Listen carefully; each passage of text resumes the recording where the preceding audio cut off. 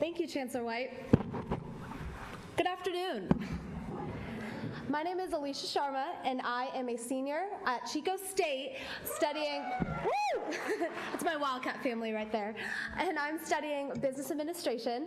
And since January, I've had the incredible privilege to serve as the Associated Students President on my campus. And I've just been so blessed to have the chance to represent my peers and also have opportunities like this. And I just wanted to take a moment because I've been involved in student government since my first year at Chico State. I was really lucky to have mentors that pointed me in that direction.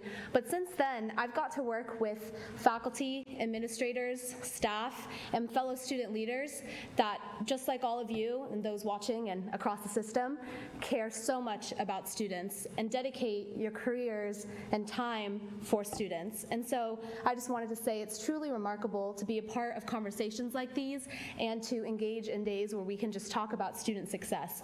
And so I wanted to thank you all for that. And so now I get to introduce a speaker that has done just that and is focused on student success in his career, and that is going to be Dr. Tim Rennick. And so Tim Rennick is the Vice President for Enrollment Management and also Student Success and Vice Provost at Georgia State University in Atlanta. Since 2008, Dr. Rennick has worked on his university overseeing enrollment management and also student success programs. And since 2008, the university has actually done records and broken records to increase their graduation and enrollment rates for students, both underrepresented and also Pell students. So since then, they've actually been up to 63% underrepresented students on their campus for enrollment and 59% for Pell students, 59%. In addition to that, and just as importantly, the university has increased its graduation rates by 11 percentage points overall, but also for 18 points for underrepresented students.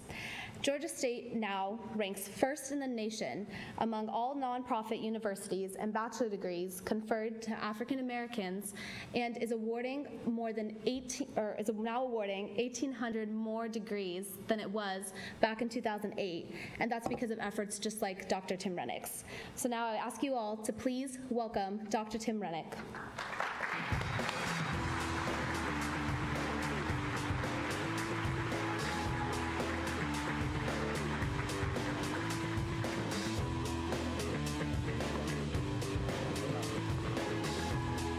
Good afternoon. It's great being here today. It really is an honor. I couldn't be more committed to the work that you're engaged in across the Cal State system. There are a number of friends and partners we've worked with for several years, and it's a great chance to reconnect. I'm not here to tell you to be like Georgia State University in any specific sense. In many cases, your campuses are already performing at very high levels. What I can offer this afternoon is some encouragement and hope. We've been working on these initiatives for about 10 years solid now, and what I can say to you and what I hopefully will be able to illustrate over the next few minutes is that sticking to it makes a difference. And what I'm going to do this afternoon is talk about a transformation that has occurred at a campus that is in many ways a lot like your CSU campuses. I'm going to start though with some national data. This is from the New York Times, and it really sets the tone for the challenge in front of us. This is the percent of Americans who have actually attained the bachelor's degree, disaggregated by economic quartile. It covers the last 40 years from 1970 to the present. And even if you're sitting in the back of the room, you can tell there have been significant changes in college attainment over the last generation, but entirely in the upper half of the economic spectrum. So if you're among the 25% wealthiest Americans by annual household income, your prospects of holding a college degree have basically doubled over this time period, from about 40% of the population to over 80% of the population, which is great, and we want to celebrate those gains. But the story I'll be telling this afternoon, and the story at most of your campuses, is not the story of the 25% wealthiest Americans. It's the story of the students in those bottom bands, and there the picture is much more sobering. If you're among the 25% least wealthy Americans by annual household income, your prospects of holding a college degree, at least at the national level, have changed hardly at all over the last 40 years. years, from about 6% to 8% of the population. And what you can see really graphically here is the gap between the wealthiest and least wealthy Americans is not getting narrower.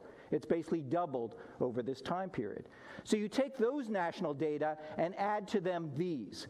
Over the last 5 years, we've crossed an important threshold in higher education and in education more broadly. For the first time in U.S. history, at least since these data have been collected, the majority of K through 12 public school children are now qualified as low income across the United States. In fact, if you draw a line from California roughly to the D.C. area, almost every state below that line has already crossed this threshold, including both of our states, Georgia and California, obviously, where more than half of the students who are currently working their way through the K through 12 public pipeline are low-income individuals.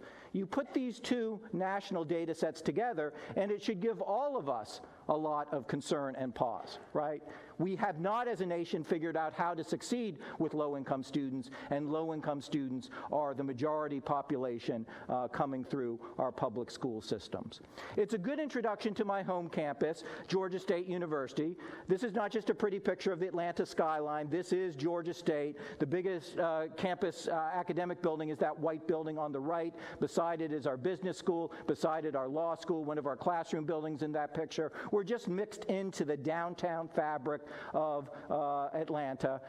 34,000 students on that campus, which is the campus I'll be talking about this afternoon, although we also have satellite campuses throughout the Atlanta metro region. The reality is, for much of our history, Georgia State has been overshadowed by more prominent peers in the state of Georgia. We are not Georgia Tech, the very elite technology school. It's only about 10 or 12 blocks north of us in Atlanta. We're not UGA, University of Georgia, the big football powerhouse and the flagship. We've been a sleepy kind of commuter school in downtown Atlanta for much of our history. If there's any claim to fame to Georgia State historically, it may be our geography.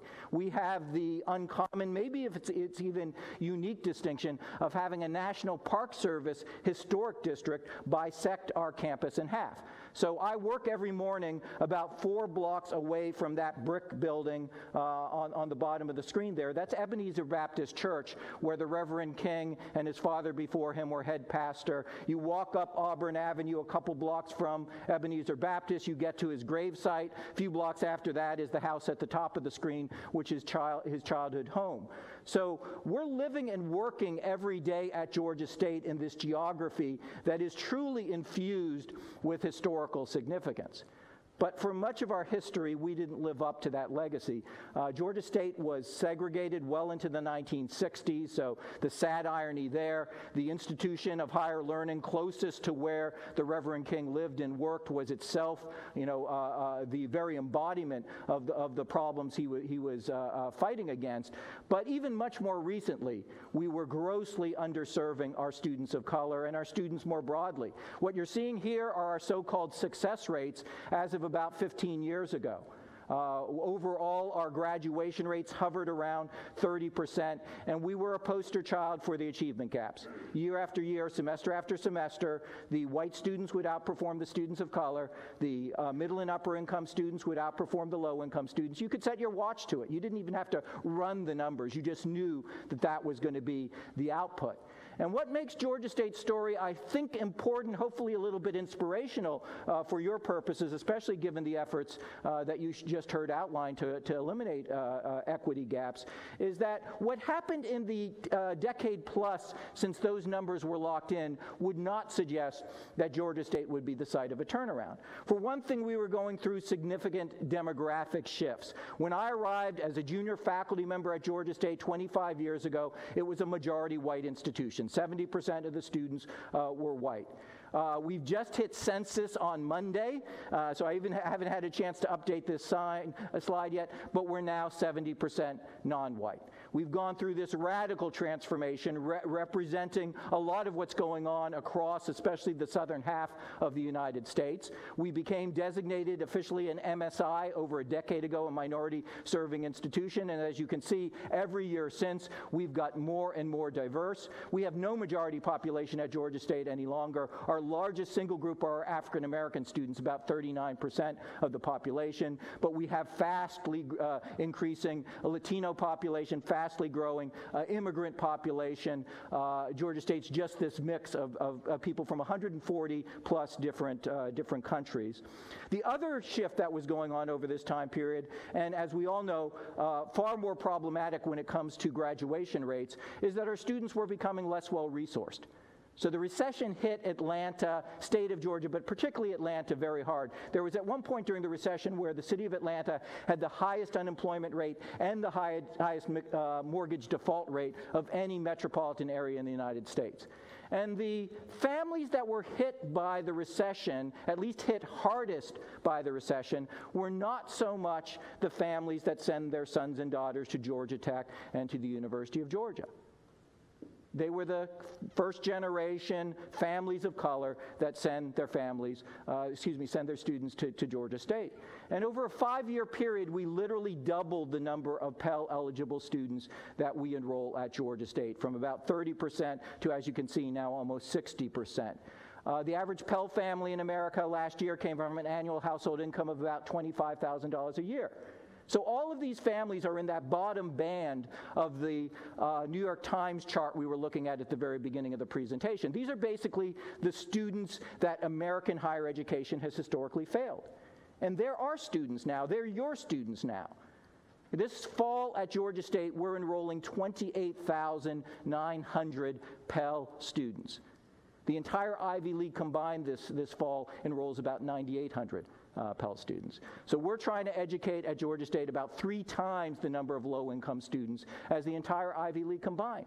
It's not going to be business as usual. It's not going to be the same old programs, the same old approaches that are going to work when you're dealing with a population that over less than a generation has totally transformed in its demographics, its natures, its needs, and so forth.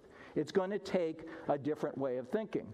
A couple other details about what's happened over the last 10 years at Georgia State, just to set the context. We are not doing any of this work with better qualified students, at least by the traditional indicators. This is a rare moment where you'll see a vice president for enrollment standing up in front of a big group bragging about the 33-point drop in our SAT scores over this time period. But it's important to realize that this is not a story about getting better students or acquiring higher standards for the incoming freshman class and so forth. We've actually broadened our admissions criteria over this time period because the state had the need for us to do so. And we embrace the fact that we're working with students who, at least by some objective indicators, are not traditionally good candidates for graduating from college or even enrolling in college in the first place. And one other detail, but this won't be surprising to you, we're doing this with fewer resources. So over this time period, we've lost about $40 million in state appropriations. And amidst this context of all these demographic shifts and financial shifts, it would be easy to point fingers. Yeah, we'll raise our graduation rates when K through 12 in Georgia gets serious about producing better prepared school children and better candidates for enrollment at Georgia State. Or yeah, we'll get better with our graduation rates when the state of Georgia stops slashing our budget every year by 8 million, 10 million, 12 million, and so forth. But about a decade ago, Georgia State did something which initially was uncomfortable and ultimately was liberating. We began to ask a simple question. Are we the problem? How are we complicit in the fact that 7 out of 10 students are coming to our campus with hopes and dreams and leaving with debt and nothing to show for it? We got much better at data. We invested in data and analytics, and we began turning those insights on ourselves and saying, what are we doing to trip up students? What is in our control that we might be able to do otherwise? We began piloting initially at the small-scale data-based interventions, and then we scaled these interventions up much larger. And over the course of the last decade, we have, in effect, changed the student life cycle. I would have never, at the start of these efforts, had represented it in such a bold fashion. But the reality is, what a Georgia State State student experiences now is very different than what they experienced 10 years ago. From the moment they first engaged the university, long before they set foot on campus, to the point after, hopefully, a successful graduation. So what I'm going to do over the next few minutes is talk about the student life cycle from beginning to the point of graduation, and just talk a little bit about how we engaged in this process of data, analytics, analysis, and then introducing new initiatives. Hopefully some of these examples will be instructive for your home purposes. Let me start with the first example of summer melt. When I use this term summer melt, I'm not talking about the phenomena of students being admitted to your institution and going elsewhere, or even students admitted to your institution confirming they're going to attend and going elsewhere. I'm talking about something much more insidious than that, which is students being admitted to your institution, confirming they're going to attend, and then deciding not to go to college at all. This was a growing problem at Georgia State as recently as summer of 2015. Every summer we were having a growing percent of our confirmed freshmen not only not come to Georgia State, but not go to college at all, to the point where in the summer of 15 it reached almost 19% of our confirmed student body.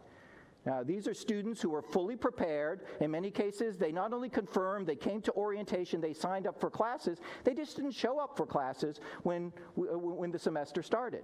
So we did a data analysis. We used National Student Clearinghouse data to track all these students for a 12-month period, saying, well, what happened to them? Maybe they did end up someplace else, and found that among the confirmed freshmen for fall of 15 at Georgia State, there were almost 300 students who 12 months later hadn't attended a single day of post-secondary work anywhere across the United States.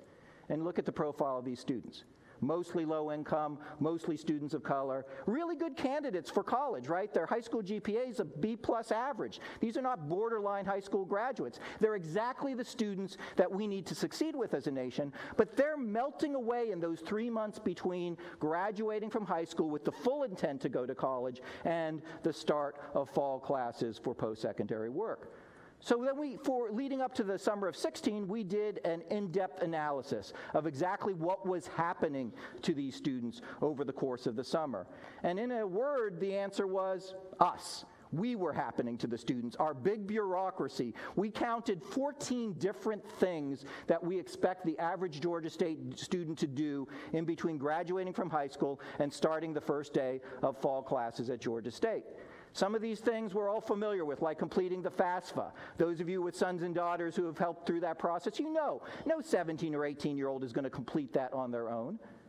But we're asking that of all of our incoming students, including students that don't have a support system to help them. I'm not sure how many of you are familiar with the verification process.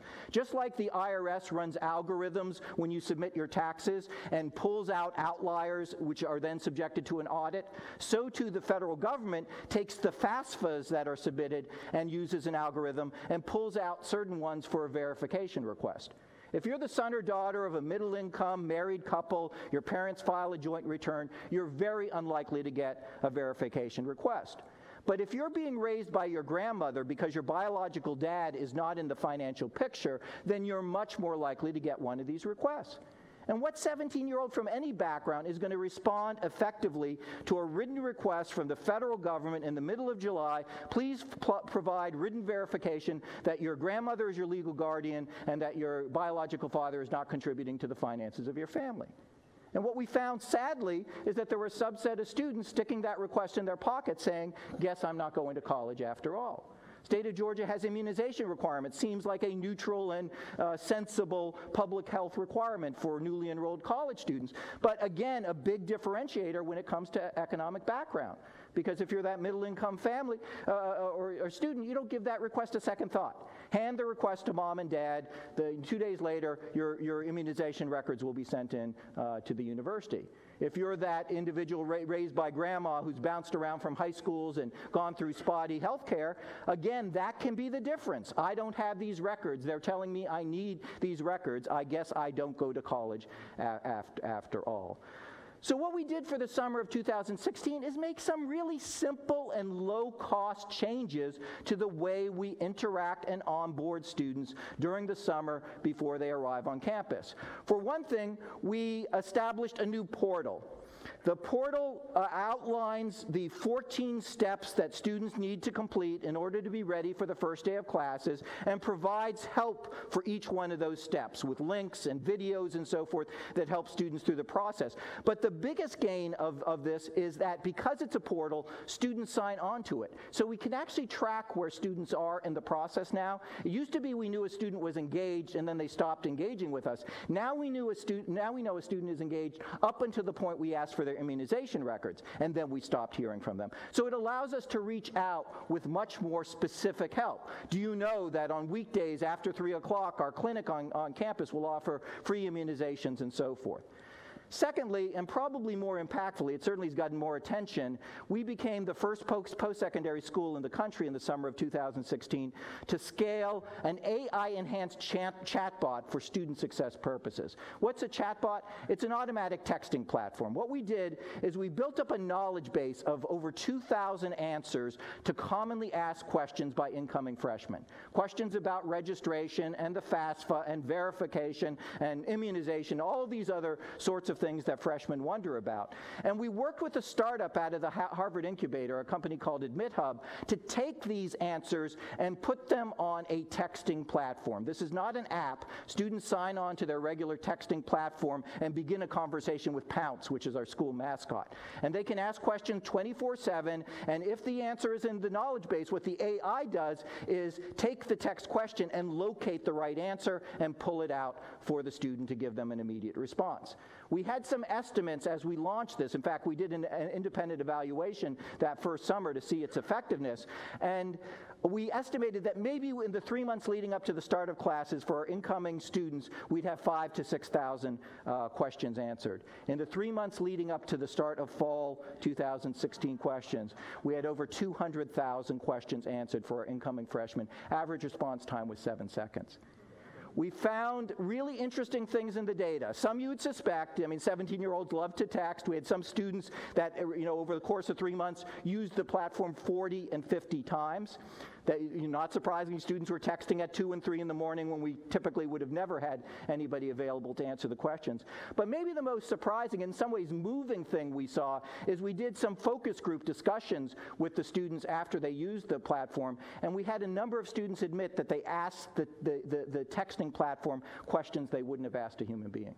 If you can't get your biological father to sign the FAFSA because you haven't seen him for the last 3 years, you don't necessarily want to go into some stranger's office and spill out your personal history to that person. And the students said to us they liked this because they saw it as a tool that was designed for them to use to help themselves rather than having to reach out to somebody to find the solution for them. And did it make a difference from a student success perspective? It made a big difference. In 1 year, we lowered summer melt by over 20%. Given the size of our incoming freshman class, that's over 300 additional students, mostly students of color, mostly low-income students, who are sitting in their seats ready to go the first day of class, fall of 16, who are just sitting out the college experience entirely 12 months earlier. How about another issue? You get the students onto campus. Now one of the first things we're doing is asking them to pick a major and to sign up for a suite of courses for the first semester. And the reality is, across the post-secondary sector, we do this very poorly. We overwhelm students with choices. Georgia State has over 100 majors. I don't know how many you have on your campus, but I'd be surprised if it's a lot fewer than that. This fall at Georgia State, we offered over 4,000 different courses. And in our infinite wisdom for a generation, what we've done is pull students into a group like this, a room with 200, 250 freshmen at a time, and tell them, and here was the trick, pick.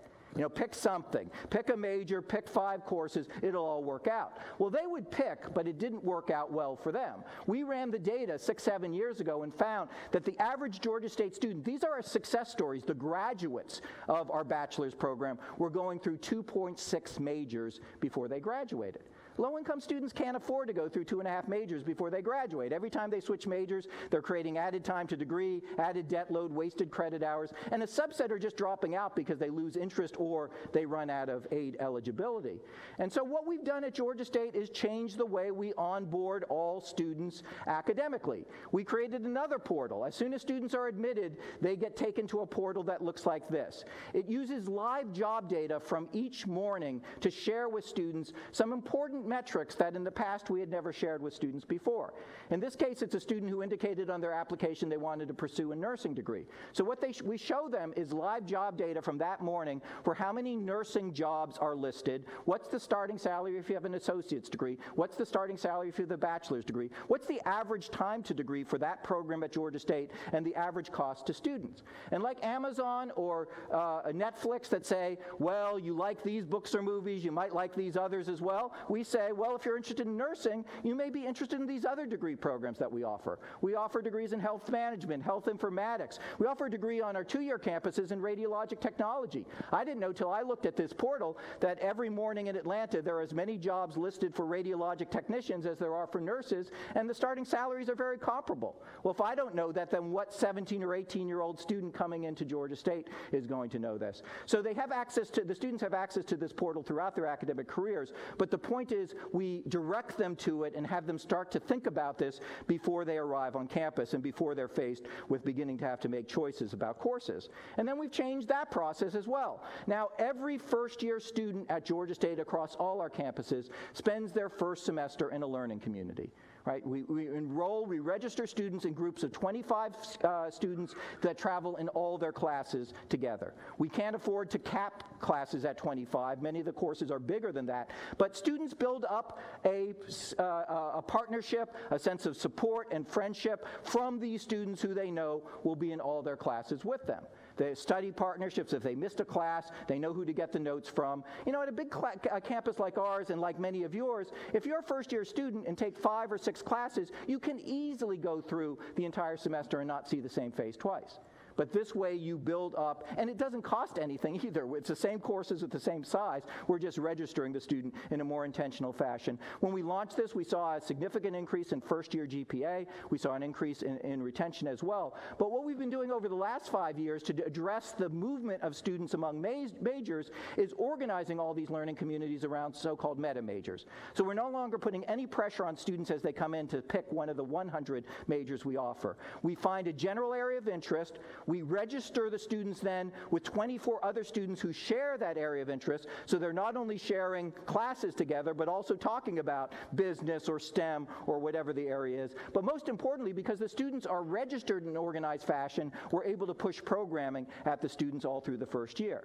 So the business faculty will hold open houses in the departments. A faculty member from business will teach the orientation course for the STEM meta majors. They'll do alumni panels, lecture series. So by the end of the first year, the students have some fighting chance of making an informed choice about what they're majoring in, rather than in the past kind of throwing a dart at the wall and hoping that it sticks. Did this change make a difference? It made a huge difference. In the 3 years after we launched this requirement that students come in learning communities based on meta majors, we saw over a 30% drop in the number of students changing majors after their freshman year. Now, this isn't the most exciting data to share with, state legislators and so forth, but I think it's a critical component of our efforts, which I'll talk about in a second, to eliminate equity gaps. Because when you start to do these things, the students who benefit the most are going to be the low-income students who in the past, at the far end of their degree studies, were running out of eligibility because they bounced around majors and dropping out before they got any degree. How about getting students through those tough gateway courses, those first and second year classes that trip up so many students?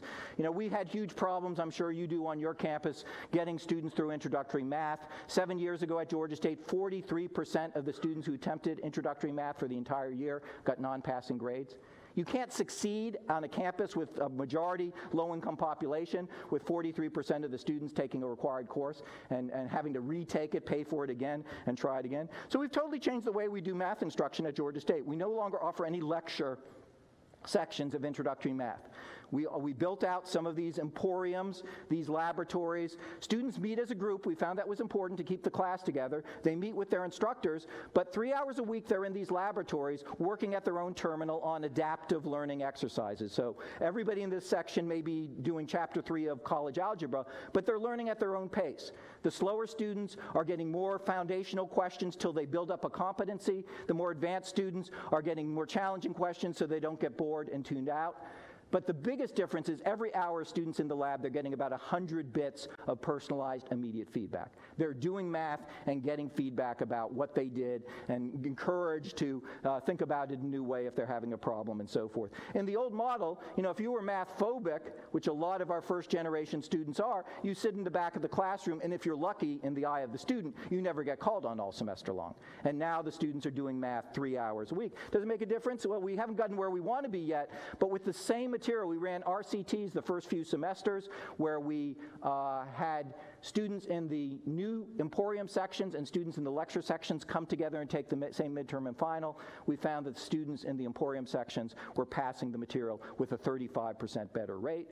And what we did afterwards is track their performance in next level math and STEM classes, and I'll show you some of the data there in just a second, but they're performing much better at the next level as well. So they're learning the material better and passing the course at a better rate, and the difference between the old model and the new model is about 1,300 more students every year passing their math requirement their first time out rather than failing and having to come back. We have a similar initiative going on, entirely faculty launched in the social sciences, where we're in the process of converting 15,000 seats in psychology, economics, and political science to adaptive hybrid classes on the model that we're using in math.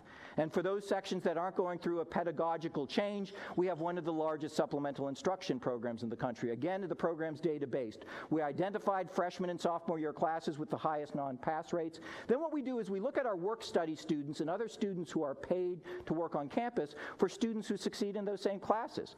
If you have a sophomore who aces organic chemistry, don't put them at the front desk of some office, answering phones. Make use of that talent they have. What we do is we pay the students now to go through training. We pay them by the hour to sit in on every session of the course they already succeeded in, so they get to be integrated and to know all the students. And then we pay them to do 3 formal instructional tutoring sessions every week. We're tracking all the demographics by card swipes as students attend supplemental instruction. They just swipe their IDs. And what we've seen is really positive things. Students who attend at least 5 of these supplemental instruction sessions are doing about half a letter grade better. They're retained at a higher rate. They're graduating at higher rates. What we found, too, is an inverse correlation between the students who come to faculty office hours and the students who avail themselves of supplemental instruction. It's intimidating if you're a first-generation student to knock on a faculty member's door and say, I don't understand what's going on. You have to explain it to me in a different fashion. And students who are unwilling to do that and as a result may be struggling are more likely to go to a peer who in many cases looks like them, has a similar background, in some cases comes from their own high school and so forth, to get this kind of help. And because it works so much better, last year we had over 1,000 course sections at the freshman and sophomore level that had an undergraduate peer, mentor, tutor embedded in the course throughout the semester. Okay, so now we've got students onboarded, hopefully into a major, through those tough freshman and sophomore year classes. How do you keep them on track to the point of graduation? This was another real issue for us. We were losing 1,000 students a semester to academic attrition. And, I don't have to explain it to this room, but I do to some of the audiences I speak to. There's no moment in which a student declares they're stopping or dropping out. It's not like declaring bankruptcy where you go into some office and have to sign paperwork. What happens is students are registered one semester and they're not the next. And then you may call them up or email them and they don't register again and they don't register again and they just turn into college dropouts. And so what we asked in 2011 is how could we begin to identify students who are going to drop out, not after the fact, but before they did so? 6 months before, 12 months before, 2 years before. We engaged in a big data project. We used 10 years of our data, 2.5 million Georgia State grades, 140,000 student records. The point of the project was very simple. What kind of academic identifiable behaviors correlate to students dropping out of Georgia State? We thought we'd find a couple dozen. We actually found 800 different behaviors that are identifiable that had a statistically significant correlation to students dropping out of Georgia State. And what we've been doing for the last 6 years for every single student, every single night, is when we update all our electronic systems, we're looking for any of those 800 behaviors. If any is identified, the next morning, the advisor assigned to that student gets an alert, and part of their workload for that day is to reach out to that student with some kind of intervention. What kind of things are we intervening about? A lot of them are just common sense things that we all know in this room trip up students, but our campuses haven't tried to deal with in a systematic way. We have these nice program maps. This is the map for our BS in chemistry. But we had never, prior to this system, followed whether a student was on track in their map in a systematic way.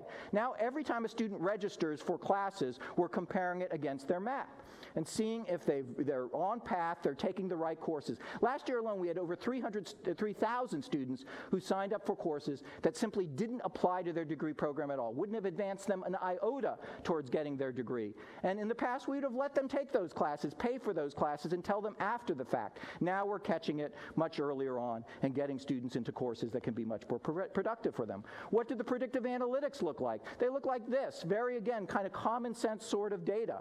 We found that there's a strong correlation between the first grade a student gets in his or her major and their chances of graduating on time. We've run this data for every major at Georgia State, so this is just a sample. But if you're a political science major, get an A or B in your first political science class, you're graduating on time at over a 75% clip, which is great for us. You get a C in that first class, and you're graduating on time at a 25% clip. But what had we done historically with that C student? You know, nothing. Pass them on to the upper level coursework, or worse than nothing, because a lot of our students are first generation. You mislead them. You tell them they're ready to go on and take upper level political science when they're not. If, you know, which one of us would say to a student who has a 25% chance of success, you're ready to go on and take upper level coursework? So now, very simply, we have an intervention as soon as that C grade is registered. The advisor will sit down with the student. Maybe they're writing or reading issues. Maybe it's just the student's working 40 hours a week. But let's diagnose the problem now rather than waiting until the student begins to pay for and accrue D's and F's in their major field. The trick here is doing this at scale. Over the last 12 months alone, we've had over 55,000 one-on-one meetings between our advising staff and students that were prompted by alerts coming out of the system. We didn't correct all 55,000 problems, but I can say 6 years ago, these were 55,000 issues that were going completely undiagnosed by Georgia State. Our students were signing up for the wrong courses, they were underperforming in prerequisites, and nobody was lifting a finger. We were expecting our mostly first-generation low-income student body to have diagnostic powers that we ourselves were unwilling to assume responsibility for.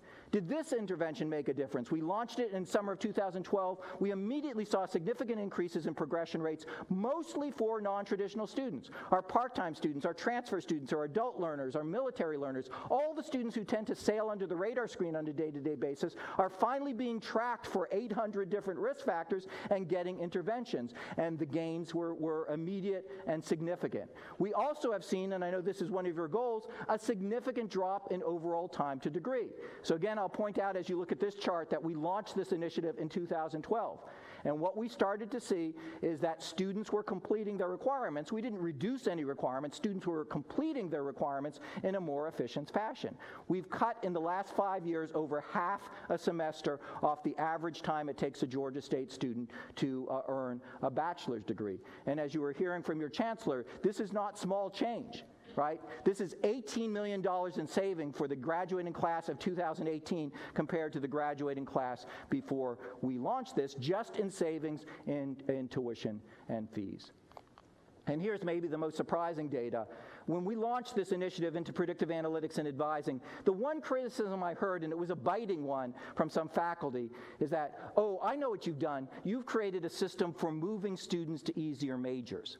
The premise was if you advise students based on their chances of success, all the students will end up taking the easiest majors and the easiest courses. Well, we're now 6 years into this initiative. We've had over 250,000 one-on-one interventions with Georgia State students. Our two fastest growing majors, Biology, computer science. Nobody thinks that those are among the easiest majors at Georgia State. Every year since we've had this system in place, we've set new records for the number of underserved students who are successfully completing bachelor's degrees in STEM fields. You see the data in front of you now from the last 5 years. The red numbers are the increases in the STEM degrees we've conferred to each of those groups. In blue, you see the change in enrollment over that time period. This is not because we're enrolling more students. It's because more students are getting through these tough degree programs. And when we looked at the data, it's not because more students are declaring STEM majors. It's fewer students are declaring STEM majors and wiping out after a semester or two.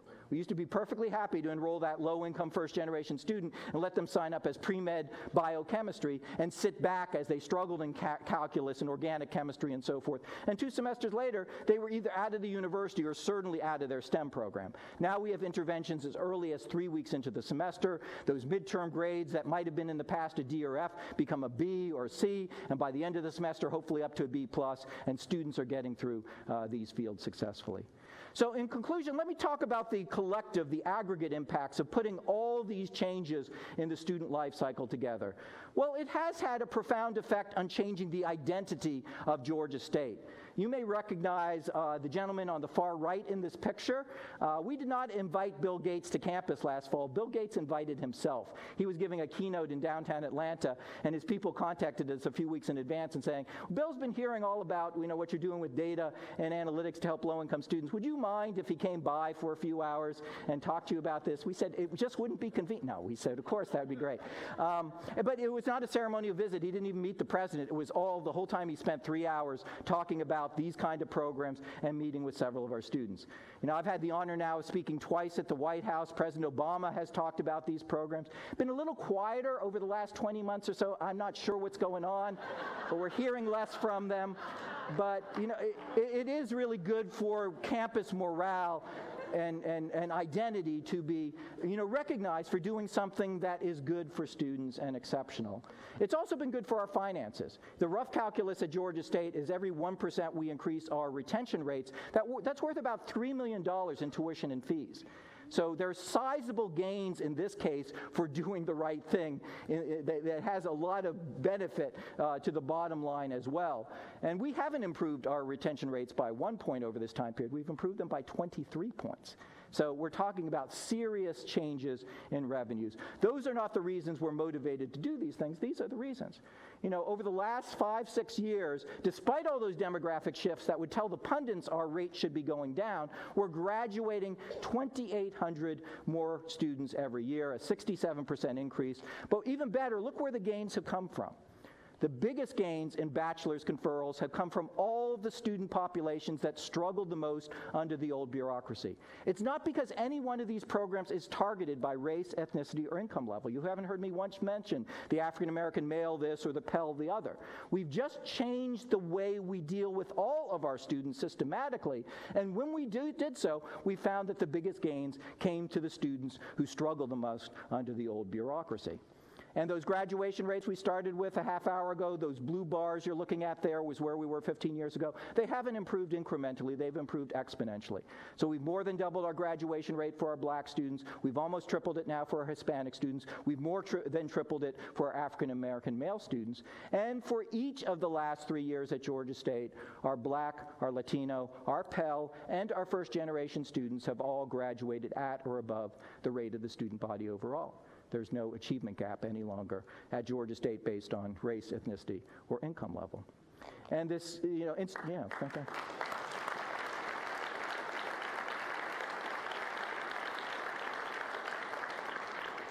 And this institution in the shadow of the Martin Luther King district, segregated into the 1960s and grossly underserving our students of color as recently as a decade ago, now is conferring more bachelor's degrees to African Americans than any other college or university in the U.S.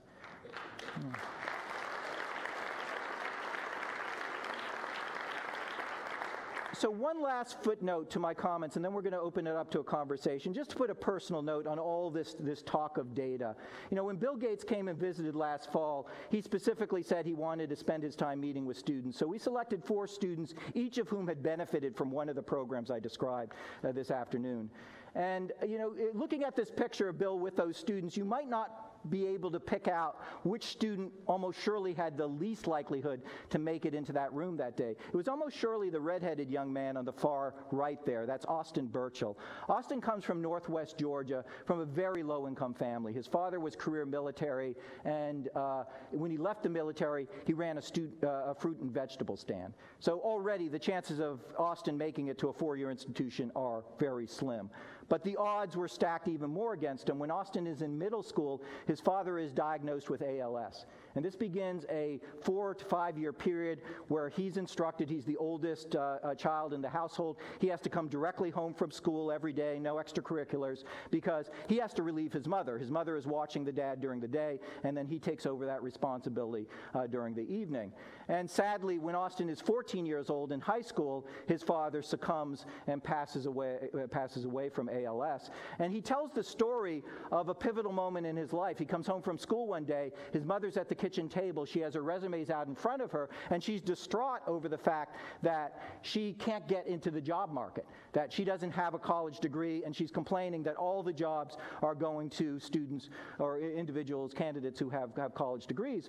So this exceptional young man, despite all the odds, makes a silent vow to himself that day, and he says, I'm not going to let this happen to me. I'm going to work really hard in high school. I'm going to get a scholarship. I'm going to go to college. And amazingly, he does just that.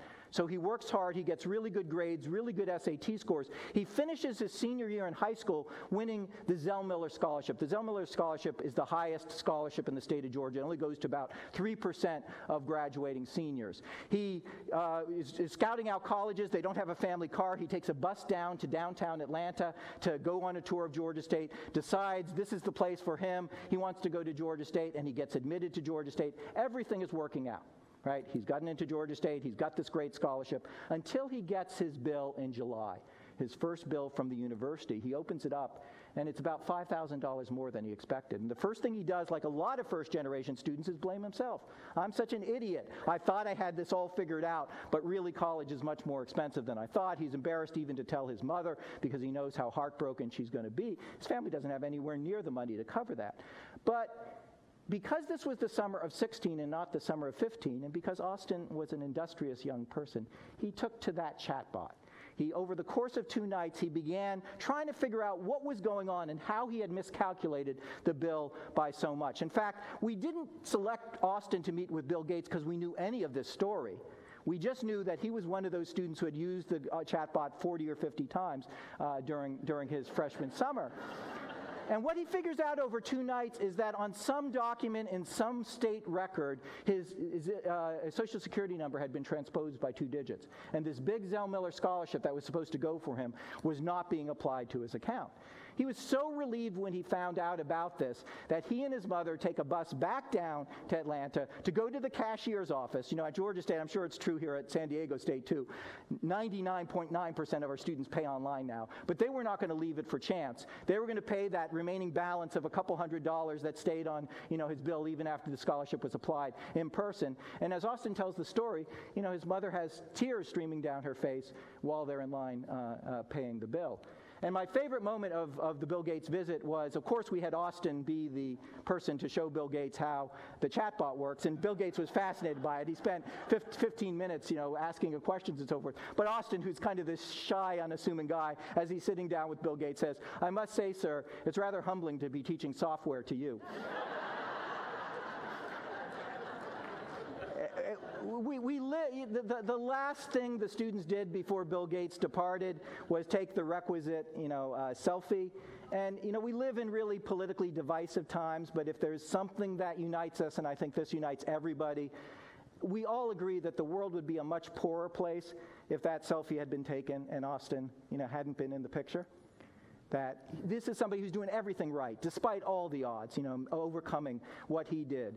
And that's why I think what you're doing across the university, the Cal State University, is so important. That these changes we make are, yes, it's great to report the numbers, but it's hundreds and then thousands and then tens of thousands of Austins who are working hard, who are putting their trust in you, in these institutions, in these people who are smarter than they are, to have his best interests in your hands. And so, congratulations on the gains you've made, and keep it up, because we need all the help we can get. Thank you so much for your attention.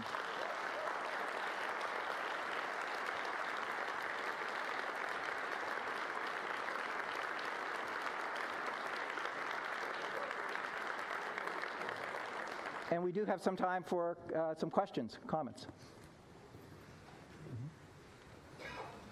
I didn't mean to be first.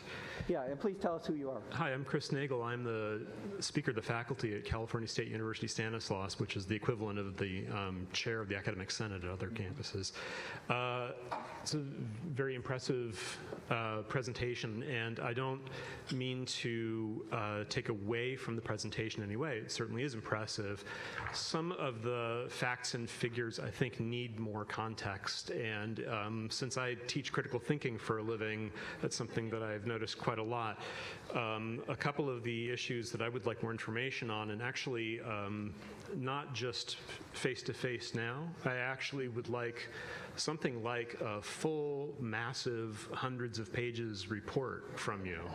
I'm quite serious about that. I'm willing to pore over it, because it takes that to understand what these numbers really mean. A couple of the issues that I had some questions about were about how the choosing a major website worked and how it correlated a major to a job, given that we know that nationally about 50% of students end up getting a job in their major. That doesn't mean they don't get a job. It also doesn't mean they don't have good careers. I teach in the philosophy department. Philosophy majors do very well in careers that have nothing to do with philosophy because of the kinds of skills and aptitudes and attitudes that philosophy majors develop. I'm a professor of philosophy and religion. Just for example, some of the data about percentage increases in graduation rates, the way they were presented, they looked super impressive, but if students of mine showed me a graph that showed an 82% and 85% and 87%, making it look like those were big jumps, I would be asking questions about just how big those jumps are and what the background knowledge is that leads to those increases. And it's not a criticism of the presentation, it's a request for the kind of information that would present this in a really full context to help us understand how and to what extent really the things that Georgia State did actually were the things that contributed to those changes. And I'm not saying that to doubt it, I'm saying that to suggest that that's needed. I appreciate that. So to give others the chance to ask the questions, let me advise that we have at Georgia State a website. It was up on the screen a minute ago, success.gsu.edu. On that website we have reports. I don't know that any single one of them is 100 pages long, but in combination they well exceed hundreds of pages. Some of them by third parties, some of them internal that we produced, some of them in popular press, some of them by organizations, Boston Consulting Group, Ithaca, research out of Manhattan, and so forth. So you're welcome to pore over all those numbers and all those details, and I will happily also answer questions. Part of this presentation, you also got my email address. You're welcome to email me personally. So do take a look. Yeah, I'm not trying to pull the wool over anybody's eyes here, but recognize too, I've got 40 minutes to present, and so this is not going to be as detailed as you might like. We also welcome campuses to come visit us, and maybe raise hands. A couple campuses have already made treks to Atlanta, Georgia State. How many have been to the Georgia State campus? So you've got a number of colleagues who have done so. We put aside a couple days a month where you can come and spend the full day, not talk to me, although I'll be there. You can talk to me, but you can also talk to the advisors who have implemented these programs, or the financial aid office, or the other offices that are launching the chatbot and so forth. So again, we're here to try to help. If there are lessons you can learn, we want you to gain from them. We want to learn from you as well. And you're certainly right that not everything can be proven when you're changing 12 things at the same time through RCTs, although we do have a number of random controlled trials that we have run and that have shown very impressive results. Yes. Hi, y'all. Me again. So we have a question. The question sent in was, what was most effective at addressing silos and longstanding organizational cultures to streamline student success? Yeah, that's a great question. I mean, I will say this, that the focus is often on the data and the technology. The biggest efforts, the biggest lift has always been to change culture. Right, it's easy to buy a new platform. You know, talk about the predictive analytics. It does not cost a lot comparatively, and it doesn't take a lot of time to put a system on your campus that generates thousands of alerts every day, going off about problems your students may be facing. What is much more difficult is to create a systematic system where those 1,000 alerts are received by somebody who is trained and responds in a constructive and productive fashion. The way I'd put it is we're paying about $150,000 to $200,000 a year for the analytics. We're paying about $3 million a year for all the staff that we have working those analytics, the training that goes on, all the sorts of things we're engaged into making sure that once a problem is identified, that something constructive happens about it. Now, I'm a firm believer that even with that $3 million investment and all the changes that were required in order to enact it, we're producing more revenues for the university from the gains we've made in retention than those programs are costing. But I will say that took a lot of will. It took the president of the university having some serious conversations with the deans about releasing some of their autonomy for controlling how the students in their colleges are advised and when and so forth, and recognizing that we were going to do some things in a more uniform fashion, like uniform note-keeping and tracking of students across majors and across colleges. So that's where the work is the toughest. That's where the resistance is most likely to occur, not in buying a chatbot or using analytics, but in actually finding a way to systematically change the culture so those technologies benefit students. Yes. Hi. I'm Deborah Larson. I'm the provost at Chico State, and we've really enjoyed our Chico State table over here, really enjoyed listening to you. So much so, a lot of people know me. So much so that we would like to put you on the spot. We have a Student Success Summit on January 17th for the entire campus. Might we figure out a way to have you come visit lovely Chico in Northern California in the middle of the almond and walnut orchards? I love walnuts, so I mean, you can absolutely send the details, and I'll see if I can do so. I've already visited San Jose, and I am yes, and I think I have visits coming up to a couple other campuses over the next few months in the among this. January 17th. Yeah, okay. Just email me the details. I'll check. And we maybe have time for one more question. Is there one last question in the room?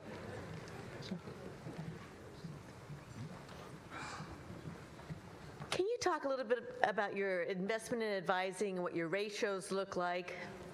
Yeah, that's a big part of it. I mean, one of the accomplishments below the radar screen I'm proudest of is we have a long-standing CFO at Georgia State, our Chief Financial Officer, and he has a color coding system. It's kind of secret, but no longer, where he codes some positions in red and some in black. The black coded positions, colored positions, are positions that generate revenues and produce more revenues than we expend on the position. The red are necessary things like you need custodial staff, you need certain other, campus police and so forth, that you are part of the operating expenses but are not generating necessary revenues. One of the gains we've made over the last 6 or 7 years since we launched this Predictive Analytics initiative is getting him to change the color coding of academic advisors on his chart from red to black. Now, this is a happy day, because what he's recognizing is that these positions are more than paying for themselves. And so when we launched our change in advisement back in 2011, 2012, we had ratios of over 700 students to every advisor across campus, but we had some colleges like Arts and Sciences that had over 1,200 students per advisor. What we committed to doing is trying to get the numbers down to the NACADA recommended standard for a public university, which is 300 to 1, which is what we've done. It took us several years, but over the last 6 years, we've hired about 60 additional advisors. What we found when we began coordinating better across units, advising used to be very decentralized and controlled by the academic colleges, is it also created the need to hire new specialists in advising. So we now have 6 what we call transition advisors. These tend to be more senior advisors who have more experience under the belt. They do nothing else than work with students who are needing to or wanting to move from one academic major to the next. That used to be almost entirely uncoordinated. We would allow students, they were struggling or weren't happy with business, and they could switch to any major they wanted to without a consultation. We all know in this room, if you're a business major and switch over to sociology, that maybe will add 1 semester to your time to degree. If you're a business major and switch to studio art, that might add 4 semesters to your time to degree. But we had never been sitting down with students and talking about that, and then talking about their eligibility that's remaining on their Pell Grants and their scholarships and so forth. So now these transition advisors engage in those kind of conversations. So it was in part by changing the structure of advising that we also began to see that there were new needs. But as I say, we are investing on an annual basis about $3 million more in advising than we were at the beginning of this cycle. And I know that the math is very broad, but if we're picking up 3 million for every 1% in retention rate, then we have convinced our CFO at least, and we've convinced the Boston Consulting Group. By the way, one of the things you'll see if you go to that website I was citing a minute ago is Boston Consulting Group came in and did, on behalf of the Gates Foundation, an ROI analysis of some of our programs. And they came to the conclusion that we had already come to, that these programs are more than generating revenues, sufficient revenues to cover the cost and then some. In fact, we got through the recession largely through our student success programs. We lost, as you heard, $40 million over a 5-year period. Every year during the recession, though, our budget went up because we were holding on to so many more students and holding on to so many additional revenues. So again, thanks very much and best of wishes with your efforts.